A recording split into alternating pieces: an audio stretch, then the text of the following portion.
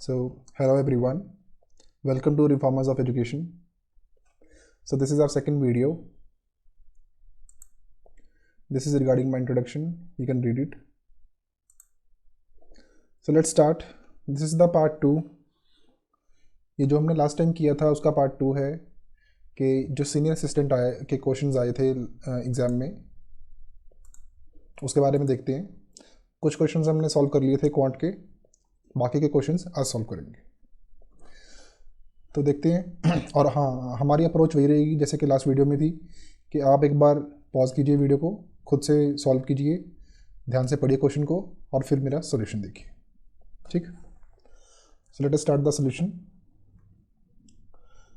तो क्वेश्चन बोल रहा है the class teacher has posed 2 questions A and B. दो क्वेश्चंस हैं. 160 students of our class. Total students है 160. 65 students could not answer A. 65 A नहीं कर पाए. 80 students could not answer B. 80 students could not answer B. And 40 students answered both the questions. 40 ने दोनों कर दिया, ए और बी दोनों आंसर कर दिए इन्होंने. क्वेश्चन है how many students could not answer any of the 2 questions. अब ये क्वेश्चन है कि जिन्होंने ए भी नहीं सॉल्व किया और बी भी नहीं सॉल्व किया. क्या ऐसे कितने बच्चे हैं कि जो ए और बी दोनों क्वेश्चंस को सॉल्व नहीं कर पाए. देखते हैं. इसका एक तरीका होता है जिसको बोलते हैं वेन डायग्राम. आपने पढ़ा होगा पहले भी, वेन डायग्राम. अब इसको यूज़ कैसे करते हैं देखिए. पहली बात तो हमको वो क्वेश्चंस चाहिए ही नहीं जो दोनों ने सॉल्व करे हुए हैं, क्योंकि हमको तो वो क्वेश्चंस चाहिए ना जो सॉल्व नहीं किए हुए. तो हम जो 160 स्टूडेंट्स हैं उसमें से 40 माइनस कर देंगे. क्यों? क्योंकि 40 तो वो बच्चे हैं जिन्होंने दोनों क्वेश्चन सॉल्व कर रखे हैं, तो इनका तो कुछ बनता ही नहीं है वेन डायग्राम में. तो अगर ये माइनस कर दें इनको, हमारे पास बचता है 120 बचा. तो अब हम देखते हैं ए और बी. अब ये 120 वो बच्चे हैं जिनसे क्वेश्चन सॉल्व नहीं हो पाए. अब हमको ये नहीं पता कि उसमें ए कितना है, बी कितना है और ए और बी कितना है, वो निकालते हैं. अब देखते हैं कि टोटल ए का कितना है 65, टोटल बी का कितना है 80. कि जो ए क्वेश्चन सॉल्व नहीं कर पाए वो है 65 बच्चे, जो बी क्वेश्चन सॉल्व नहीं कर पाए वो है 80 बच्चे. ठीक. अब अगर हम इन दोनों का सम करें 65 plus 80, that becomes to be 145, which is greater than 120. ये तो 120 से बड़ा ही है. इसका मतलब यही हुआ कि जो इसका डिफरेंस है, मतलब 145 माइनस 120 जो कि आता है 25, ये जो डिफरेंस है ये दोनों में कॉमन है. ठीक है, ये दोनों में कॉमन है. मतलब ये 25 बच्चे वो हैं जो ए क्वेश्चन भी सॉल्व नहीं कर पाए और बी क्वेश्चन भी सॉल्व नहीं कर पाए. तो इस केस में अपना आंसर आएगा 25. ठीक. इन क्वेश्चंस में कई बार ये भी क्वेश्चन आता है कि अगर आपसे ये पूछ लिया होता बाई चांस कि हाउ मेनी ऑफ स्टूडेंट्स, कि जो वो बच्चे बताइए जो सिर्फ एक क्वेश्चन सॉल्व नहीं कर पाए, सिर्फ वो बच्चे बताइए. उसमें कैसे करेंगे. अब अगर हम कॉमन देखेंगे, कॉमन है 25 और जो ए का टोटल है वो है 65. 65 में से 25 माइनस करेंगे, बचेगा 40. तो ये 40 वो बच्चे हैं जो सिर्फ ए सॉल्व नहीं कर पाए. ठीक है. ऐसे ही अगर हम बी में से, जो बी का है 80 में से 25 माइनस करें तो कितना बचेगा 55. तो 55 वो बच्चे हैं जो सिर्फ बी सॉल्व नहीं कर पाए और 25 वो बच्चे हैं जो ए और बी दोनों सॉल्व नहीं कर पाए. तो इसलिए अपना आंसर है 25. अगर क्वेश्चन में बाई चांस ये आ जाता है आगे से कि ये बताना है कि ए क्वेश्चन सॉल्व नहीं, कि कितने बच्चे हैं कि जो सिर्फ ए क्वेश्चन सॉल्व नहीं कर पाए, या फिर कितने बच्चे हैं जो सिर्फ बी क्वेश्चन सॉल्व नहीं कर पाए, तो उसका भी सोल्यूशन हम ऐसे कर सकते हैं. ठीक. ठीक है, फिर चलते हैं नेक्स्ट क्वेश्चन की तरफ.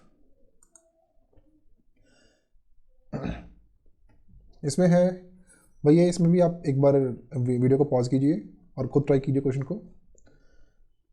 सो क्वेश्चन है in a class 30% of the students gave their names to participate in the NSS. कि 1 मिनट जी, कि NSS में 30% बच्चे हैं जिन्होंने NSS के लिए नाम दिया है.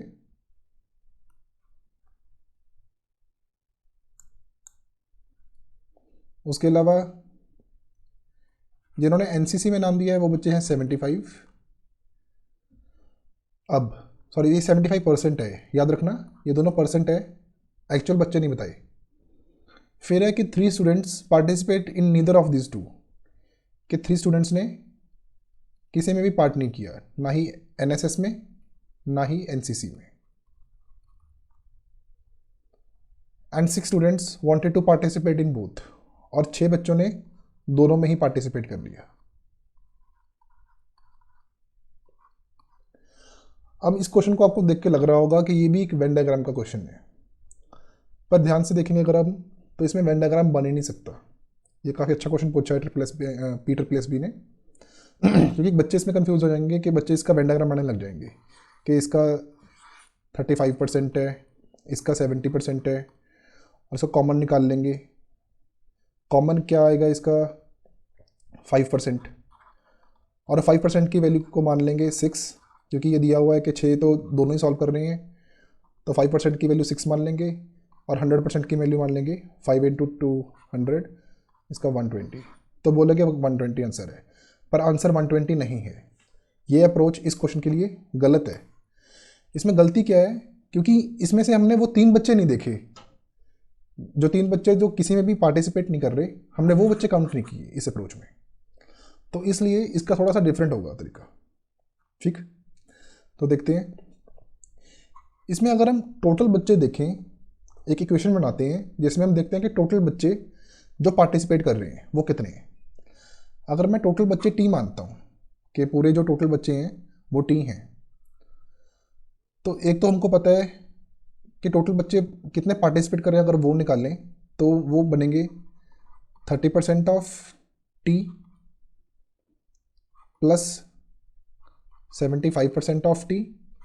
ये 30% वो बच्चे हैं जो एनएसएस में पार्टिसिपेट कर रहे हैं, 75% वो बच्चे हैं जो एनसीसी में पार्टिसिपेट कर रहे हैं, माइनस 6, क्योंकि जो ये 6 है ये दोनों में काउंट हो रहा है, तो हमने इसको एक बार ही काउंट करवाना है, तो एक बार काउंट करवाने के लिए इसको एक माइनस करना पड़ेगा।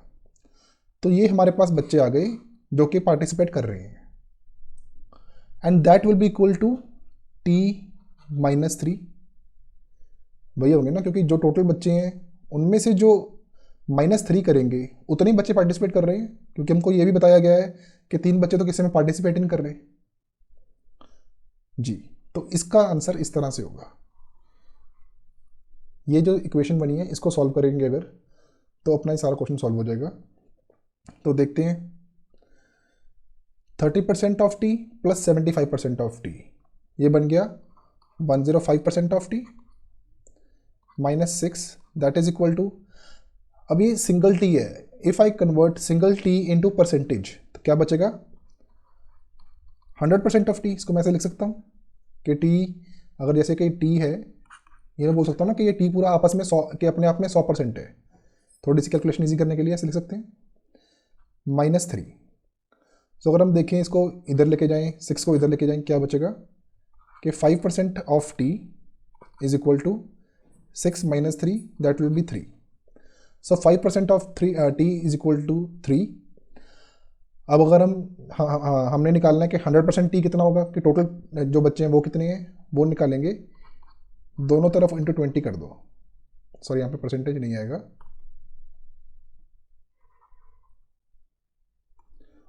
दोनों तरफ इंटू 20 मल्टीप्लाई करें तो क्या बचता है यहाँ पे, तो ये है 100% of T and that is equal to 60। तो इस क्वेश्चन का आंसर है 60। आई नो कि मैक्सिमम बच्चों ने आंसर 120 लगाया होगा, पर इसका आंसर है 60। इस क्वेश्चन को ध्यान से देखिए, वीडियो को एक बार और देख लेना, अगर नहीं समझ में आया तो इसको ऐसे कर सकते हैं। अगर आपको कोई डाउट है तो वो आप कमेंट्स में भी पूछ सकते हैं। ठीक, तो इस तरह से अपने जो टोटल बच्चे हैं वो आ गए 60। फिर देखते हैं नेक्स्ट क्वेश्चन। नेक्स्ट क्वेश्चन भी उसी जो DI है उससे लिंक्ड ही है कि what percentage of students want to participate only in NSS. अब वही आ गई ना बात, ओनली एनएसएस आ गया। अब हमने यहाँ पे देखा था कि वैसे एनएसएस में 30% ऑफ टी पार्टिसिपेट करना चाहते हैं, तो पहले तो हम देख लेते हैं कि 30% ऑफ टी कितना है। 30% ऑफ टी, टी कितना था 60 आया था अपना 60, ये कितना आता है अपना 30% ऑफ टी जो कि 60 है, ये आएगा 6 3 18। अब क्या 18 आंसर है? नहीं, 18 आंसर नहीं है। क्यों? क्योंकि 18 में से हमने अभी माइनस करना है 6, क्योंकि अगर हम देखें इस इक्वेशन में 6 तो वो चीज़ है ना जो दोनों में अवेलेबल है, क्योंकि जो 6 बच्चे हैं ये एनएसएस में पार्टिसिपेट कर रहे हैं और एनसीसी में पार्टिसिपेट कर रहे हैं, पर हमने वो बच्चे निकालने हैं जो सिर्फ एनएसएस में पार्टिसिपेट कर रहे हो। तो ये आ गया अपना 18 माइनस 6 12, तो ये आ गया 12 बच्चे। अब ये निकालना है कि ये 12 है वो कितना परसेंटेज में कितना है, तो ये सिंपल सी बात है 12/60 कितना बना 1/5। अगर आपको पता हो 1/5 की रेशियो वैल्यू की कितनी होती है परसेंटेज में 20%, तो ये आंसर है, द आंसर इज 20%। इसको भी ध्यान से देखना एक बार, अच्छे क्वेश्चन है ये, ध्यान से करना, आपको समझ में आ जाएगा। वीडियो को दोबारा देख लेना एक बार। ये इसको ऐसे भी कर सकते थे, एक तरीका और भी था कि अगर हमको पता है कि जो 30% तो है ही जो एनएसएस में पार्टिसिपेट कर रहे हैं, अब अगर हम वो निकाल लें जो एनएसएस और एनसीसी दोनों में पार्टिसिपेट कर रहे हैं, वो कितने हैं 6 बच्चे। अब ये परसेंटेज में कितने हैं 60 का 6 कितना परसेंट हुआ, मतलब 6/60 कितना 1/10, ये बचा 10%। तो अगर हम इस तरीके से करते तो भी क्या आंसर आता 20, क्योंकि हम 30% में से 10% माइनस कर देते तो भी आंसर क्या आता 20%। तो इसलिए देखिए क्वांट को करने के बहुत तरीके होते हैं, बस मतलब ये है कि हमको एग्जाम में कौन सा तरीका स्ट्राइक कर रहा है और कौन सा तरीके से हम क्वेश्चन जल्दी कर पाते हैं। तो इस इंस्टीट्यूट में हमको सभी तरीके सिखाते हैं। हो सकता है कि जो हमारे स्टूडेंट्स हैं वो और भी कुछ तरीके लेके आते हैं, तो हम उनको भी मतलब हाँ बताते हैं कि ये कैसा तरीका, ये कैसा तरीका नहीं है। तो ये बात है, ठीक है। फिर ये हो गए हमारे क्वांट के क्वेश्चंस। इसके बाद जो मैंने रीजनिंग का जो सेक्शन था वो एनालाइज किया जब, तो देखा कि रीजनिंग में काफ़ी क्वेश्चंस सारे इजी ही थे मोस्टली। 2 क्वेश्चंस मुझे लगे जो डिस्कस करने वाले हैं, तो मैंने 2 क्वेश्चंस रीजनिंग के भी उठा लिए। तो वो इस प्रकार है। अब ये क्वेश्चन है 9:102, 11:146 और पूछा हुआ है कि 13 का के सेम रिलेशन में कि जो रिलेशन 9 का 102 के साथ है, 11 का 146 के साथ है, वही रिलेशन 13 का किसके साथ होगा। तो अगर हम ध्यान से देखेंगे इसका एक पैटर्न बन रहा है जो मुझे दिख रहा है। सबसे पहले तो इस क्वेश्चन में ये दिखना होता है कि इसके आसपास के कोई स्क्वायर के आसपास के है क्या, कोई जो स्क्वायर है उससे कोई लिंक है कि नहीं। तो अगर हम देखें स्क्वायर से क्या लिंक है 9 का स्क्वायर हो गया 81। अगर हम 9 के स्क्वायर में 9 का 2 टाइम्स ऐड कर दें, ये कितना है 18, प्लस ऐड कर दें 3, क्या बन जाएगा ये 81 प्लस 18 99 प्लस 3 102। अब देखते हैं क्या ये लॉजिक 11 पे भी एप्लीकेबल होता है। दूसरा है 11 का स्क्वायर, ये है 121 प्लस 11 इंटू 2, ये है 22 प्लस 3, ये बन जाएगा 143 प्लस 3 146। तो जी देखिए ये भी एप्लीकेबल है। तो मतलब इस क्वेश्चन का हमारा लॉजिक यही है, ये हमारा सही लॉजिक है। तो अगर हम इसी लॉजिक को 13 पे अप्लाई करके देखें, क्या बचेगा 13 का स्क्वायर प्लस 13 इंटू 2 प्लस 3, ये कितना बन जाएगा 169 plus 26 plus 3, this will be equal to 198।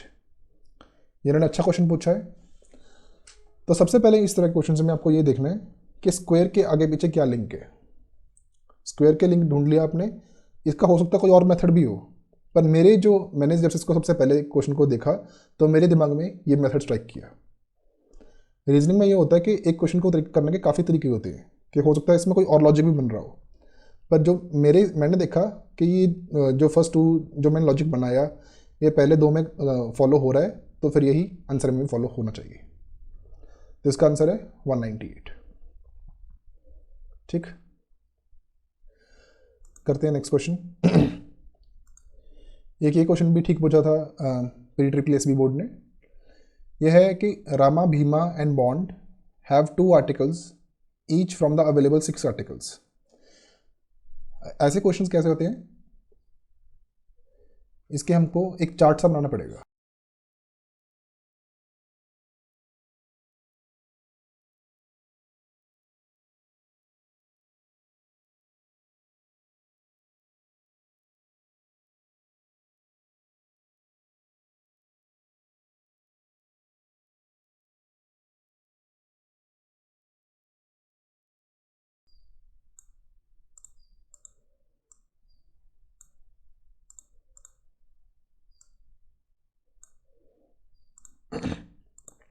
जी, तो देखते हैं अभी रामा, भीमा और बॉन्ड, इनको 6 आर्टिकल्स में चॉइस है, जो कि 6 आर्टिकल्स कौन कौन से हैं?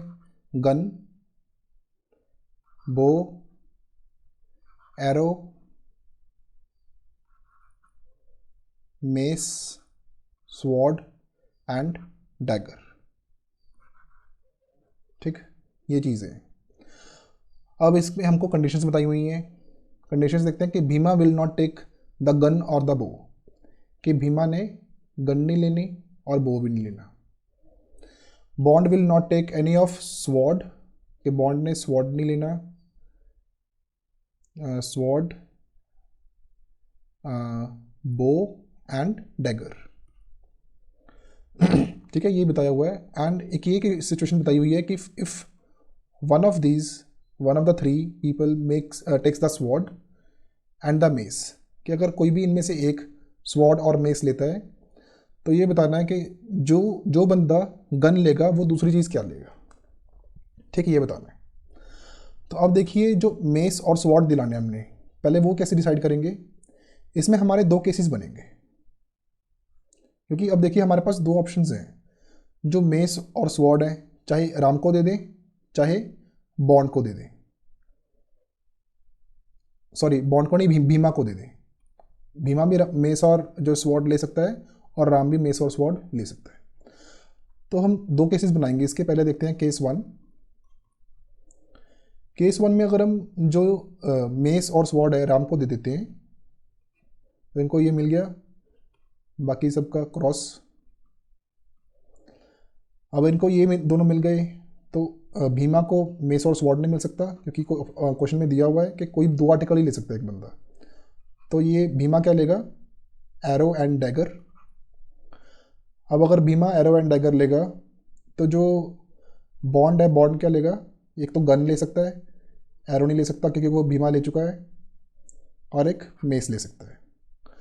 तो केस 1 के हिसाब से गन किसके पास है? बॉन्ड के पास। और इसने इसके पास गन के अलावा और क्या है? मेस है। तो आंसर क्या है इस चीज़ का? एक मिनट, सॉरी थोड़ी गलती की है हमने।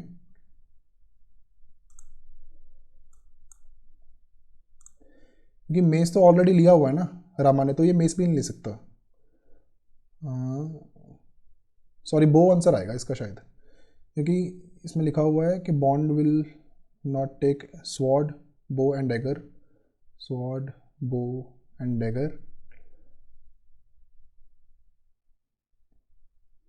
मैं इसे ले नहीं सकता। एरो बच गया, सॉरी।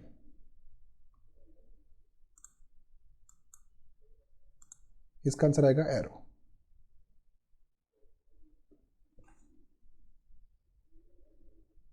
नहीं, पर एरो बॉन्ड नहीं लिया हुआ है, तो फिर ये केस शायद वैलिड नहीं होगा।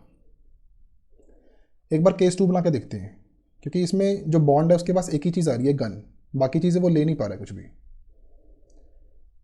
कंडीशंस के हिसाब से। अब केस 2 बना के देखते हैं एक बार इसका।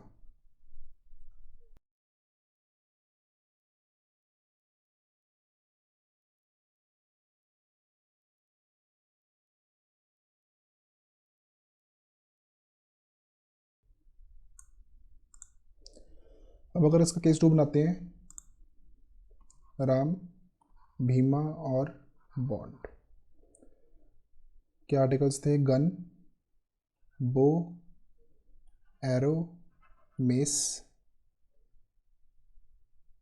Sword and dagger.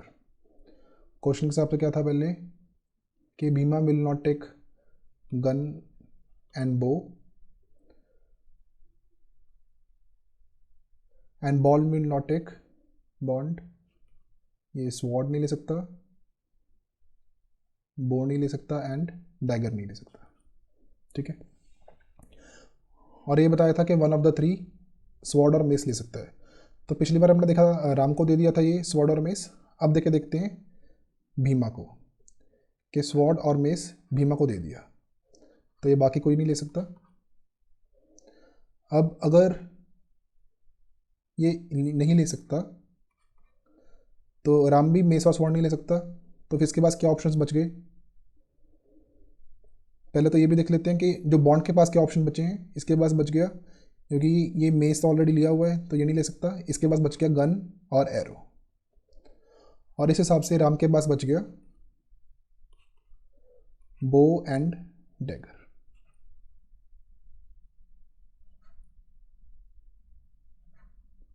ठीक, तो शायद ये अपना सॉल्यूशन हो जाएगा, क्योंकि इसमें सारी कंडीशंस भी सेटिस्फाई हो रही हैं। हर एक बंदे के पास दो दो आर्टिकल्स ही हैं, और जो अपनी कंडीशन से क्वेश्चन में वो भी सेटिस्फाई हो रही है। तो इसमें जो गन किसके पास है? बॉन्ड के पास, और गन के अलावा क्या है उसके पास? एरो। तो अपना आंसर यहाँ पे आ जाएगा एरो। अगर पूछा हुआ था राम के पास क्या है, तो राम के पास है बो और डैगर, भीमा के पास मेस और स्वॉर्ड, और बॉन्ड के पास गन एंड एरो। ठीक है, तो इस तरह से इसके दो केस बनने थे। थोड़ा सा लेंदी क्वेश्चन था ये, हो सकता है आप थोड़े से कंफ्यूज भी सकते हो एग्जाम में, तो मैंने ये पूरा एग्जाम पॉइंट ऑफ व्यू से करवाया आपको। तो एग्जाम में आपको ऐसे ही करना है आगे से। और हाँ, आपको ध्यान भी रखना है कि जो ये क्वेश्चन है, जो आपको आज क्वेश्चन करवाए हैं ये, जैसे कि एक सेकंड क्वेश्चन हो गया, फिर ये थर्ड क्वेश्चन हो गया, फोर्थ और फिफ्थ, ये सारे क्वेश्चन हैं, ये क्वेश्चन थोड़े से टफ कैटेगरी के हैं। तो मैं अपने स्टूडेंट्स को हमेशा यही बोलता हूँ कि जो अपना जो एग्ज़ाम है वो 2-3 अटैम्प्ट्स में देना है। कि जैसे कि पहले सबसे ईजी क्वेश्चंस करने हैं, सेकंड में जो उससे थोड़े से टफ है वो क्वेश्चन करने हैं, थर्ड अटैम्प्ट मतलब थर्ड जो राउंड है उसमें जो आपको सबसे टफ लग रहे हैं वो क्वेश्चन करने हैं। तो ये जो क्वेश्चन है आज हमने करवाए हैं वो सेकंड या थर्ड में करने हैं, मतलब ये हो तो जाएंगे, पर ये फर्स्ट राउंड में होने वाले क्वेश्चन नहीं हैं। तो कुछ बच्चे हो सकते हैं इसको फर्स्ट राउंड में भी कर लें, पर उनका टाइम काफ़ी वेस्ट हो जाएगा, जिसका आपका कॉन्फिडेंस काफ़ी ख़राब होता है एग्जाम को करने के लिए। तो आपको प्लीज़ इस चीज़ का ध्यान रखना है अच्छे से। ठीक है, तो thank you for today, that's it for the today session.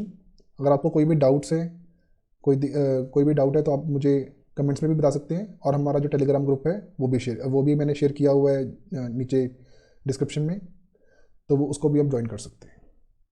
ठीक, thank you, have a great day.